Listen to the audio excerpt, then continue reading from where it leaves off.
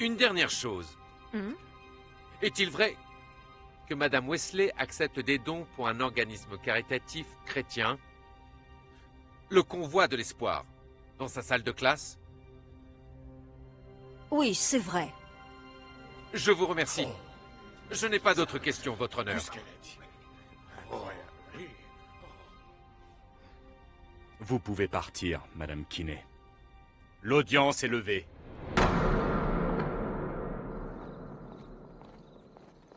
Grace, puis-je vous poser une question? Une seule. Oui. Ces gens, ils essaient de vous détruire, et pas seulement financièrement. Ça en vaut la peine? J'espère. Moi aussi.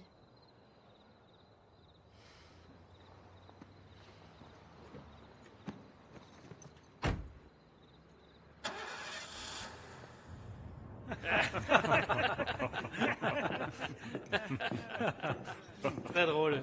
Le mariage du poisson et du fromage, David, ce sandwich est un délice. Ah oui, délicieux. C'est du provolone. Je l'ai conseillé au chef. Ça fait ressortir le goût du poisson. Je vous connais. C'est vous qui louez les voitures. Ah oui. Oui. Oui, ce boulot n'était pas trop fait pour moi. Le face-à-face avec les clients, c'est pas mon truc. Donc maintenant, vous êtes devenu serveur? C'est ici que je fais mes représentations. Le matin, je sers des croissants et le soir, je sers du Tchekhov. Ah. Hé, les gars, désolé pour cette voiture récalcitrante. C'est pas grave. J'ai acheté une voiture. C'est une Prius. Jamais en panne. Ah.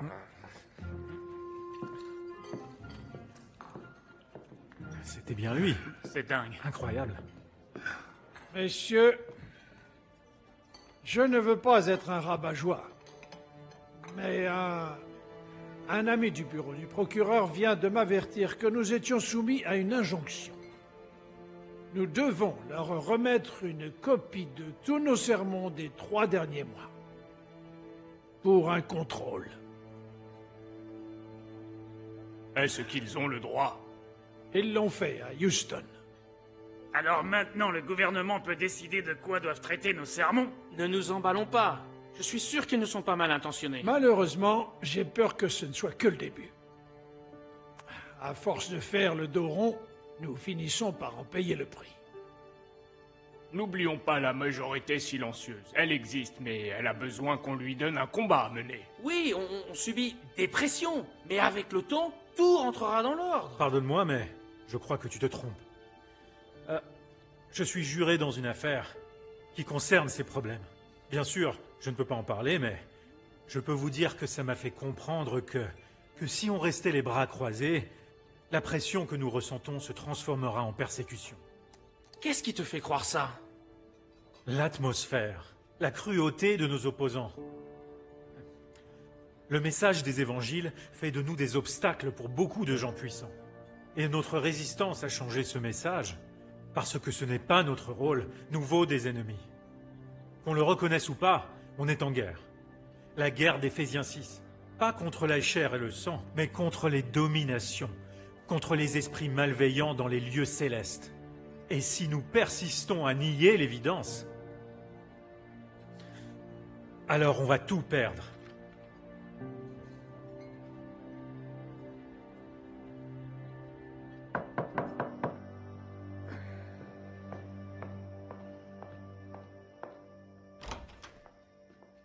J'ai amené un festin chinois et une tonne de dossiers.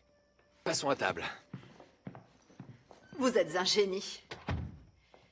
Et Walter ne nous rejoint pas? Oh non, il est dans sa chambre. Pourquoi? Il a peur de nous déranger, donc vous imaginez à quoi ressemble ma vie sociale. Pas de souci, je ne dirai rien. Secret professionnel oblige. Alors, c'était un rêve de gosse? D'être avocat? Non, je voulais être Batman. Et vous alors? Vos parents vous destinaient au couvent? En fait, je n'ai jamais prié étant enfant. Je n'ai pas été élevée dans la religion. Comment êtes-vous devenue croyante? Un soir, je rentrais de cours. dans la nuit. À l'époque, j'avais beaucoup de problèmes. Et quand j'ai tourné, j'ai vu cette église devant moi.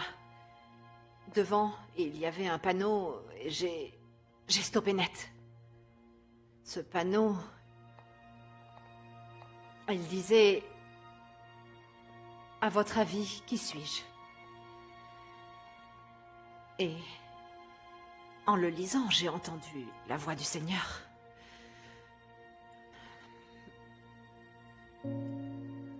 Cette question m'a hantée pendant des jours. Donc, ça a été le début d'un voyage qui a duré jusqu'à ce que je trouve la réponse.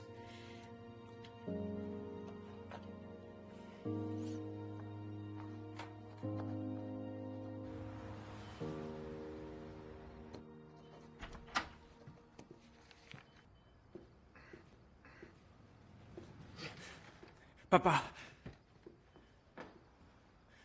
qu'est-ce que tu fais ici? Tu as jeté l'opprobre sur notre famille. Tu crois avoir choisi la voie de la raison. Mais ce sont des idioties.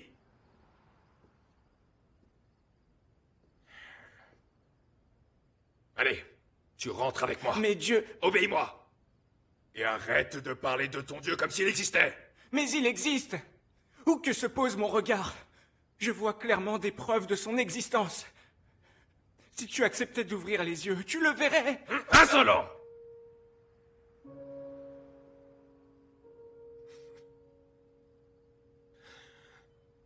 Moi, tout ce que je vois, c'est un garçon trop crédule, qui semble avoir oublié tous les sacrifices qui ont été faits pour lui. J'ai fait ce que j'avais à faire. Dieu s'est adressé à moi. J'ai entendu sa parole. Tu désobéis à ton père? Tu es prêt à renier ta famille qui t'a tout sacrifié? Papa, je le ferai.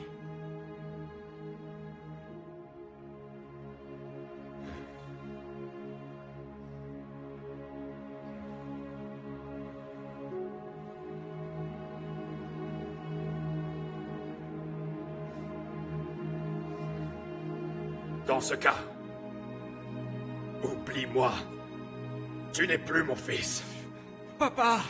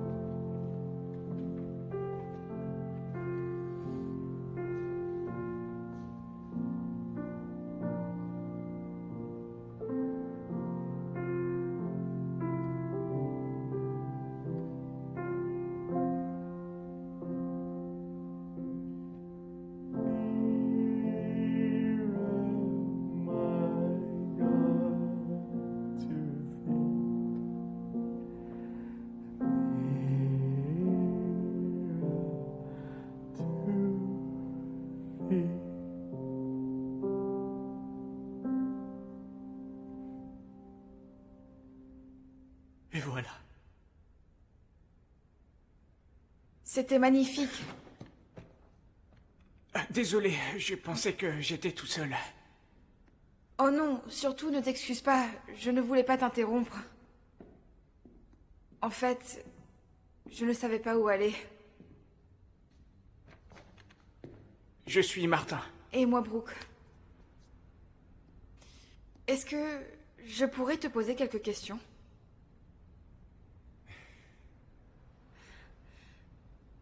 Avec plaisir. Tant mieux, parce que j'en ai pas mal.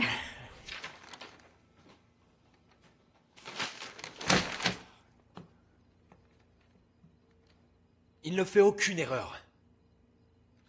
Je croyais qu'on avait marqué des points avec Madame Kinney et Madame Non, Rizzo. ça ne prouve rien. Il faut qu'on frappe très fort. Pourquoi avoir décidé de parler de Jésus en cours? En quoi est-ce une faute? Grace, je n'ai pas du tout envie de polémiquer à propos Non, de vos droits. Tom. En fait, il ne s'agit pas de ma foi. Je suis professeur d'histoire. Bon, je fais peut-être fausse route, c'est vous l'avocat. Mais il s'agit d'un faux débat. Je ne suis pas sûr de comprendre. Il me reproche d'avoir fait un sermon en cours, mais ce n'est pas le cas. Mais c'est leur argument. Vous parlez de Jésus. On dirait que de votre point de vue, ces enseignements sont des faits tangibles. Et si c'était le cas? Après tout, ce n'est pas parce qu'ils sont cités dans la Bible qu'ils ne sont pas tangibles. On peut séparer les éléments historiques de la vie de Jésus de l'idéologie religieuse. Dans mes cours, je n'ai pas parlé de Jésus comme de mon sauveur. Enfin, j'ai seulement commenté des citations attribuées à l'homme appelé Jésus. Ça fait partie de notre histoire. Il ne s'agit pas d'idéologie. Et toute loi stipulant que vous pouvez parler de personnages historiques ayant existé à l'exception de Jésus serait discriminatoire et donc forcément illégale. Tout historien digne de ce nom reconnaît que Jésus a existé. Il y a de nombreuses preuves. Grace, c'est génial. Voilà notre défense. C'est juste un personnage historique, comme n'importe quel autre. Croyez-moi, on va tous les scotcher. Un instant.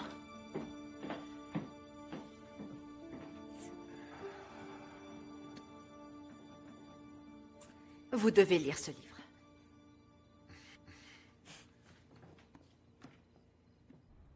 Il y avait tellement de notes écrites dans les marges que, pour la première fois, j'ai eu l'impression de vraiment connaître mon frère. Comme si Dieu m'avait accordé les 5 minutes supplémentaires à ses côtés dont j'avais tant besoin. J'ai du mal à comprendre pourquoi il ne m'a pas parlé de sa foi. Parler de sa foi à ses proches, surtout quand on a peur de leur réaction, peut être difficile. Pouvoir trouver la force dans l'épreuve, c'est ça? C'est tout à fait exact.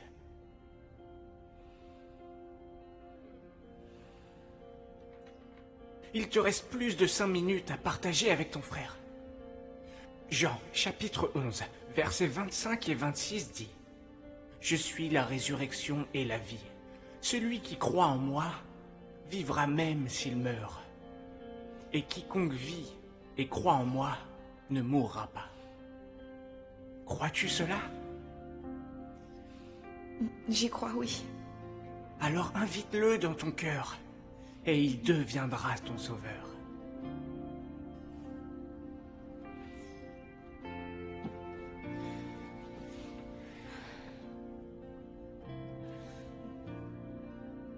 Seigneur, je ne sais pas trop quoi dire, mais...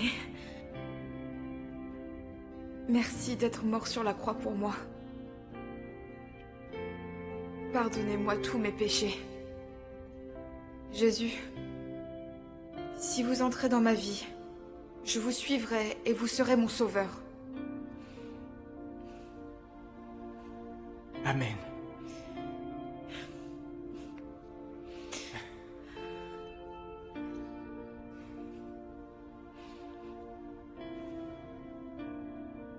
Merci beaucoup.